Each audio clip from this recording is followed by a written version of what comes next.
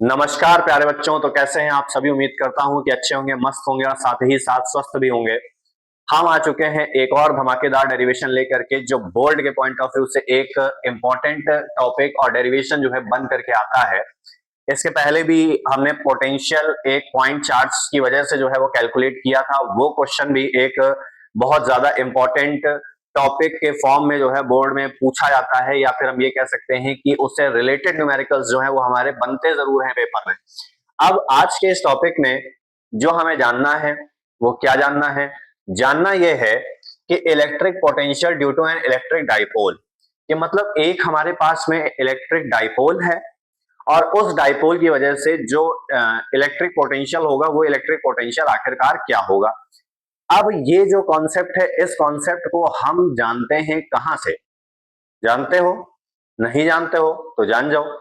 जानते हैं कहां से? पहले चैप्टर से। वहां पे हमने जाना था कि एक तो इलेक्ट्रिक डाइपोल क्या होता है। तो इलेक्ट्रिक डाइपोल होता यह है कि इसमें माइनस क्यू और प्लस क्यू दो चार्ज होते हैं। इन दोनों के बीच की जो डिस्टेंस है ये कितनी होती है? 2L होती है। तो यहां से एक फॉर्मूला हमने बनाया था कि P इज इक्वल टू क्या होता है? 2QL, जहां पे जो P है ये क्या था? इलेक्ट्रिक डाइपोल मोमेंट था। क्या था? Electric dipole moment. और इसके बेसिस पर हमने दो छोटे छोटे डेरिवेशन, कहने में तो छोटे छोटे हैं लेकिन ये छोटे छोटे वास्तव में थे नहीं, किए थे। एक किया था एक्सियल पोजीशन पे इलेक्ट्रिक डाइपोल की वजह से इलेक्ट्रिक फील्ड क्या होगी। दूसरा किया था इक्वेटोरियल पोजीशन पे इलेक्ट्रिक डाइपोल की वजह से इलेक्ट्रिक फील्ड क्या होगी। तो यहाँ पे फिर से आइए और हमें ये देखना है कि electric potential due to an electric dipole, यहाँ भी दो कंडीशन बनेंगी। कौन कौन सी? एक एक्सियल पोजीशन पे, दूसरी हमारी इक्वेटोरियल पोजीशन पे। पहला डेरिवेशन करेंगे हम एक एक्सियल पोजीशन का। देखिए, पहली चीज तो डाइपोल क्या है? हमें ये पता है कि ये एक ऐसा सिस्टम होता है जिसमें माइनस क्यू और प्लस क्यू दो चार्ज होते हैं और जिनके बीच की जो टोटल डिस्टेंस है वो कितनी होती है? ये होती है यहाँ पे 2L। लिख देते हैं, छूट गया है, कोई बात नहीं। अब हमें ये पता है कि अगर इसका सेंटर कैपिटल O है, क्या है? कैपिटल O, तो ये जो 2L डिस्टेंस है ये स्मॉल l और स्मॉल l में यहाँ पे टूट जाएगी। भाई पूरी डिस्टेंस को हम दो बराबर भागों में अगर यहाँ पे डिवाइड करेंगे तो स्मॉल l बचेगी एक पॉइंट से O तक और स्मॉल l बचेगी दूसरे पॉइंट से O तक की। वही काम यहाँ पे भी हो रहा है कि A से O तक की डिस्टेंस स्मॉल l और B से O तक की डिस्टेंस भी यहाँ पे स्मॉल l। अब यहाँ पे इस कैपिटल O पॉइंट से हम देख रहे हैं कि स्मॉल r डिस्टेंस पर एक पॉइंट P है जिसपे हमें इन दोनों चार्जेस की वजह से, यानी कि प्लस क्यू चार्ज और माइनस क्यू चार्ज की वजह से इलेक्ट्रिक पोटेंशियल यहाँ पे कैलकुलेट करना है। तो इलेक्ट्रिक पोटेंशियल का एक फॉर्मूला निकाला था कि V is equal to 1/4πε0 Q upon में स्मॉल r। स्मॉल r क्या था? वहां पे डिस्टेंस थी। किसके डिस्टेंस थी? चार्ज और चार्ज के बीच की। एक चार्ज पॉइंट चार्ज था और दूसरा चार्ज क्या था? टेस्ट चार्ज था। अब यहाँ पे देखो, अगर हम प्लस क्यू चार्ज से पॉइंट P के बीच के डिस्टेंस निकालें तो O से P के डिस्टेंस स्मॉल r है, ये डिस्टेंस एक्स्ट्रा है, इसको हटाना पड़ेगा हमको यहाँ से। तो हम क्या करेंगे? टोटल डिस्टेंस में से स्मॉल l को घटा दो। हटा दिया तो बची कितनी? r माइनस l बची। और माइनस क्यू से पॉइंट P तक की डिस्टेंस क्या होगी? स्मॉल r जो है O से P तक की डिस्टेंस है, इतनी एक्स्ट्रा और आनी पड़ेगी तो l को इसमें यहाँ पे क्या करेंगे? ऐड कर देंगे। तो ये माइनस क्यू से P तक की जो डिस्टेंस है वो क्या बन जाएगी? r प्लस l बन जाएगी। इतनी बात समझ में आई कि नहीं आई? हिंदी में अगर हम बात करें, हिंदी में हमें निकालना है कि एक वैद्युत द्विध्रुव के कारण वैद्युत विभव, और सबसे पहली बात यहाँ पे हमें करनी है इलेक्ट्रिक पोटेंशियल, यानी कि जो वैद्युत विभव जो होता है ये तुम्हारा अक्षीय स्थिति पर किसी वैद्युत द्विध्रुव के कारण, ये डेरिवेशन हम करने जा रहे हैं। जिसमें हमने माना है कि एक हमारे पास में वैद्युत द्विध्रुव है जिसमें माइनस क्यू और प्लस क्यू दो चार्ज है जिनके बीच की डिस्टेंस कितनी है? 2L है। बिंदु O से R दूरी पर एक बिंदु P है जिस पर वैद्युत विभव हमको क्या करना है? यहाँ पे निकाल के बताना है। और प्लस क्यू से P तक की दूरी R minus L, minus Q से P तक की दूरी R प्लस L है। अब बढ़ते हैं यहाँ पे डेरिवेशन की तरफ। चलो भाई, अब अगर हम यहाँ पे प्लस क्यू चार्ज की बात करें और प्लस क्यू चार्ज की वजह से पॉइंट P पर अगर हम इलेक्ट्रिक पोटेंशियल देखें, वैद्युत विभव अगर देखें, यहाँ लिखेंगे इलेक्ट्रिक, शॉर्ट में लिख लेते हैं, potential due to plus Q at P, point P पर। तो इसका पोटेंशियल हम V1 मान लेते हैं कि चलो ये V1 है। तो क्या हो जाएगा? 1/4πε0 और Q अपॉन में डिस्टेंस कितनी है? R माइनस का L है। Equation first. Minus Q charge की बात करते हैं तो EP due to minus Q at P, तो इसको V2 बोल दो, तो V2 is equal to 1/4 pi epsilon naught minus Q upon में डिस्टेंस कितनी है R प्लस L है, इस माइनस को उठा के आगे लगा लो। ये हो गई इक्वेशन सेकेंड। अब देखो माइनस क्यू और प्लस क्यू दोनों चार्ज की वजह से हमको पॉइंट पी पर जो है इलेक्ट्रिक पोटेंशियल चाहिए, तो इनका रिजल्ट ले लो। रिजल्ट लेने के लिए हम करते क्या थे, हम करते थे इन दोनों को जोड़ देते थे, यानी कि अगर हम V1 और V2 को यहाँ पे ऐड करें तो एक कंबाइंड सोल्यूशन पोटेंशियल का हमको पॉइंट पी पर यहाँ पे मिलेगा। देखो भाई यहाँ लिखेंगे नाउ रिजल्टेंट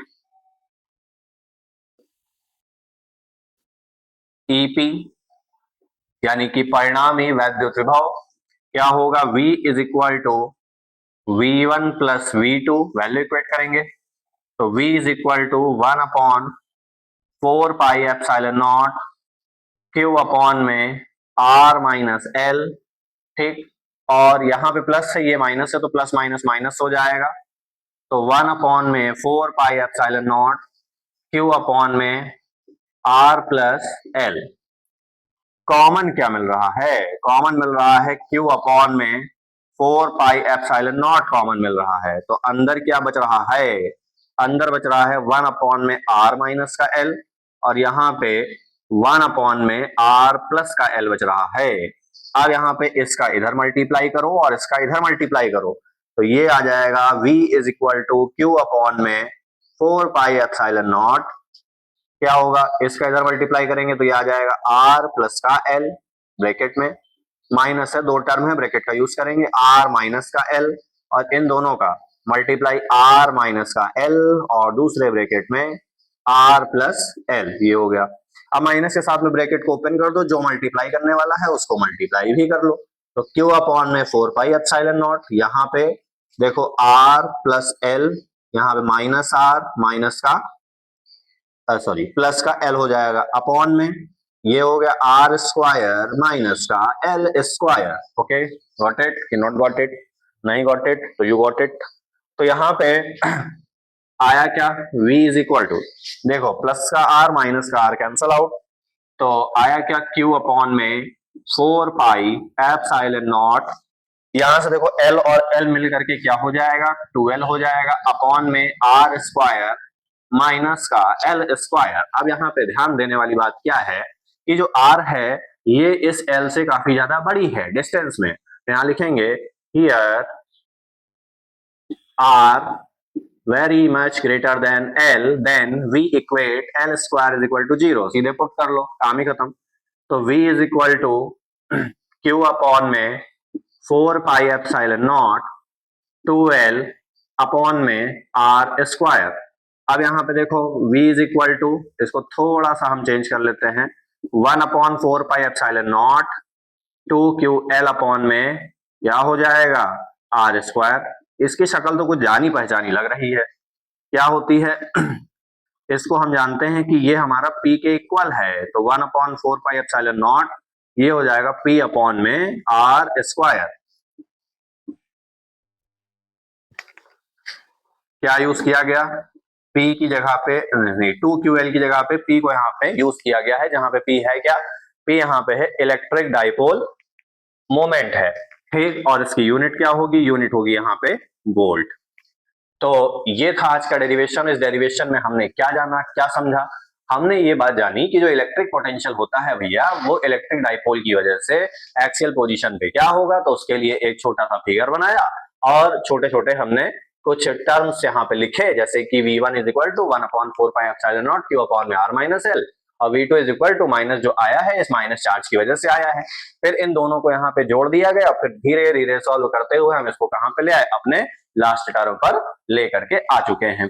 अब इसी का एक और थोड़ा सा पार्ट है, वो पार्ट क्या है कि जो हमारे पास में इक्वेटोरियल पोजीशन होती है उस पे इलेक्ट्रिक पोटेंशियल इलेक्ट्रिक डाइपोल की वजह से क्या होगा, तो वो जीरो होता है।